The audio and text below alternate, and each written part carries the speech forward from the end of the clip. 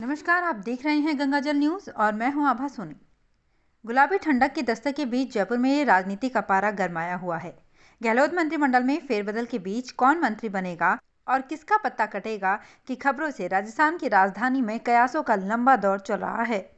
संगठन में पद वाले 3 मंत्रियों गोविंद सिंह डोटासरा, रघु शर्मा और हरीश चौधरी के इस्तीफों के बाद अब कुछ और मंत्रियों को भी हटाने की प्रबल संभावनाएं हैं। कांग्रेस में एक व्यक्ति एक पद फॉर्मूला लागू होना तय माना जा रहा है। हाईकमान के फॉर्मूले के बाद मुख्यमंत्री अशोक गहलोत व प्रभारी अजय माकन के बीच कई दौर की बातचीत हो चुकी है। परफॉर्मेंस के आधार पर भी कुछ मंत्री हटाए जा सकते हैं। मोटर गैराज मंत्री राजेंद्र यादव, गृह रक्षा राज्य मंत्री भजन लाल जाटव, महिला बाल विकास मंत्री ममता भूपेश को परफॉर्मेंस के आधार पर हटाया जा सकता है। समीकरणों के हिसाब से हटने वालों में उद्योग मंत्री प्रसादी लाल मीणा, परिवहन मंत्री प्रताप सिंह खाचरियावास और तकनीकी शिक्षा राज्य मंत्री सुभाष गर्ग के नाम भी चर्चा में हैं, लेकिन उनका हटना कंडीशनल है। सुभाष गर्ग आरएलडी कोटे से मंत्री हैं और पहली बार विधायक है। पहली बार विधायक को मंत्री नहीं बनाने के फॉर्मूले के आधार पर सुभाष गर्ग को हटाने की चर्चा है। मुरारी लाल मीणा को मंत्री बनाने पर प्रसादी लाल मीणा को हटाया जा सकता है। पायलट कैंप परिवहन मंत्री प्रताप सिंह खाचरियावास को हटाने की मांग कर रहा है।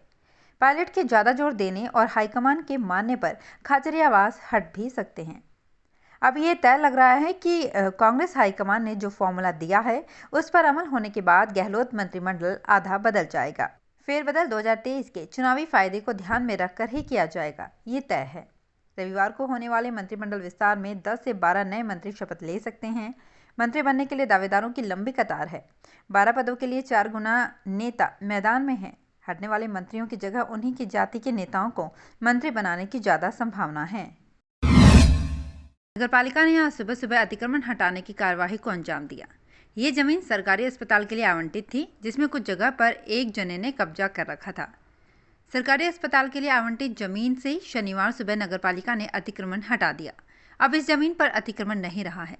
अब इस जमीन पर नए अस्पताल का भवन बनाने में किसी प्रकार की बाधा नहीं है।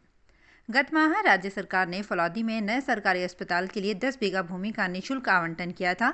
इसमें नगरपालिका ने नेशनल हाईवे 11 पर खसरा नंबर 696 में 10 बीघा भूमि आवंटित की। इस भूमि पर किसी व्यक्ति ने अतिक्रमण किया हुआ था।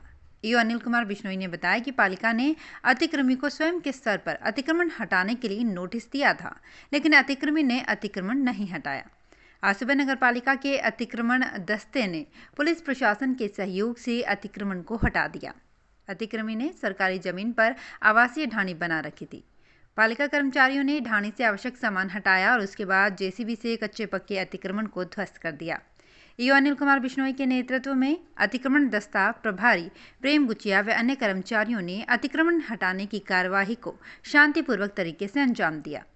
सरकारी अस्पताल के नए भवन के लिए आगामी बजट में राशि मिलने की उम्मीद है, इसलिए प्रशासनिक स्तर पर सभी तैयारियां की जा रही हैं ताकि राशि का आवंटन होने पर भवन निर्माण कार्य में किसी प्रकार की देरी नहीं हो। फलौदी बिजली घर में 21 नवंबर को पावर ट्रांसफार्मर का ऑयल फिल्टर का कार्य करवाया जाएगा, इसलिए विभिन्न क्षेत्रों में बिजली आपूर्ति बंद रहेगी।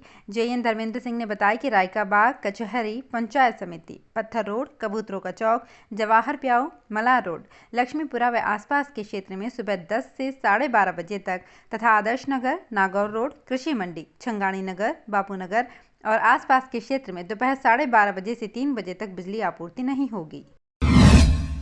वार्ड नंबर 10 और 11 के लोगों ने एसडीएम को ज्ञापन भेजकर एसएमबी कन्या स्कूल के कचरे से हो रही परेशानी से निजात दिलाने की मांग की है।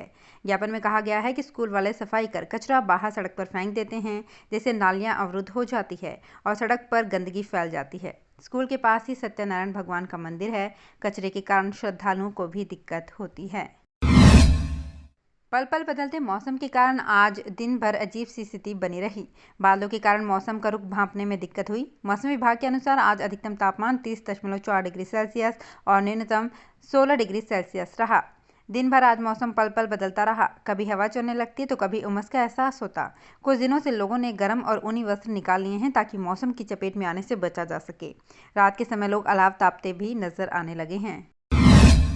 बाप सहित ग्रामीण क्षेत्र में गर्म कपड़ों की बिक्री भी प्रारंभ हो गई है। गुलाबी ठंड का असर होने के साथ ही गर्म ऊनी कपड़े, स्वेटर, जैकेट, कोट, मफलर, जुराब, शॉल, स्टोल, ब्लॉकेट और बेचने वाले अपनी दुकानों व थड़ियों को सजाने लग गए हैं। व्यापारियों ने आगामी सर्दी की तैयारियां पूरी कर ली है।